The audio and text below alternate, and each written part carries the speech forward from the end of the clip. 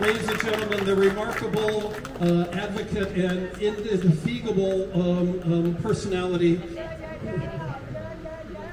Catherine, as I was saying, Catherine Rickbone. Okay. Woo! Very much, thank you. So, I have just a few remarks. It's not on for hours and hours, but I had to make sure to type something out so that I could get it correctly. So, some of you are aware that I used to be the executive director of the Oregon Coast Council for the Arts for 13 years, and then COVID came in 2020, and so I retired. And we have a wonderful new executive director of OCCA. Where is Jason Holland? Woo! Is he anywhere around? Yep. Raise your hand. Yeah! Hey, Jason! Okay. The new ED, can you stand up, someone asks? I You did? Oh my God, there he is, under the petunias. So, anyway, I'm going to take these off so I can put my readers on. Woo! Hello there, everyone. So, when you're with Oregon Coast Council for the Arts, OCCA, you meet a lot of people, hundreds and thousands of people, and many, many artists and everything. And one thing that I have observed that makes an expansive artist, whether the artist is visual, literary, performing, is how much they reach out into the community and engage in the community. Now, we have all heard about how Michael has engaged and done so many things for Toledo and the Art District, and other people are going to be visiting about that.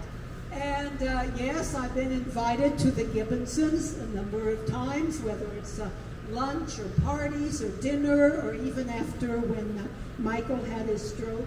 But right now I'd like to introduce you to two characters, Michael and me, the M&Ms. And I have three short little scenarios about Michael and me. So first off is Arts Talk. I know some of you are aware of that. It's sponsored or was the Oregon Coast Council for the Arts. And weekly I was part of Arts Talk that was sent out on 3 radio stations. And Michael, and later on Judy, a lot as well. But Michael would come on my Arts Talk show as a guest. Yes, I'm talking about calendar events and what's happening here and there throughout the county. But then we really dig deeply down into the arts. And I want to make sure I get this right. So obviously, we always talked about the Labor Day weekend art walk, right, that all of you go to. But a few years ago, when Michael was asked to exhibit at the National Arts Club in New York City with his Yaquina series, and we all were so excited about that, weren't we? And we talked a lot on Arts Talk on that. He and I talking back and forth when he was at the Gustiana Gallery over at OSU in Corvallis. Judy and I would drive over there for receptions, the Pacific Maritime Heritage Center, many topics. Michael would share on Arts Talk. He would take time off, if he was in this geography, of course. He would take time off to come and be on our OCCA radio program of Arts Talk. Maybe just talking about plein air painting. And of course, Judy has been on Arts Talk quite a bit. So the next thing, the next little scenario of the M&Ms, Michael and me, has to do with the times that OCCA would host Funders Roundtable. Now, what do you think that's about? Money, grants, funding, of course. And if Michael was in the area, he would come and, we're to the Performing Arts Center lobby, and he would talk along with me to the Oregon Cultural Trust, to the Oregon Arts Commission. We might sidle up and introduce ourselves to the current president of the Oregon Community Foundation or Ford Family Foundation. Again, Michael is engaged in his community and advocating for the arts. And so we were a good team on that when he could be available.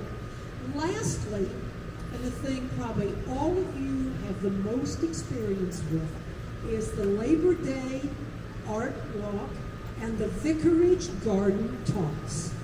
You've been to them? Some of you, yes, I see you shaking your head on this. So Michael and I was kind of like more of a riff, if you will, not a riff of separation. I'm talking about jazz. You know, one instrument and then another, and you talk and you riff.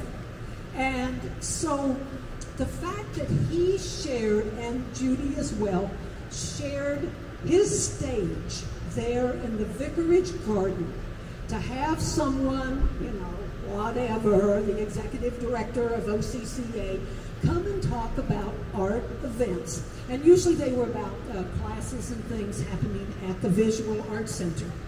Sometimes David and I would riff back and forth on what's happening in the arts in the area, in the state, or in the country. These are all examples, folks, of how this particular artist engaged in the community and made it, by sharing arts in these ways and others, something that was educational, lasting, and of meaning. And I just want to say thank you, Michael, and thank you, Judy.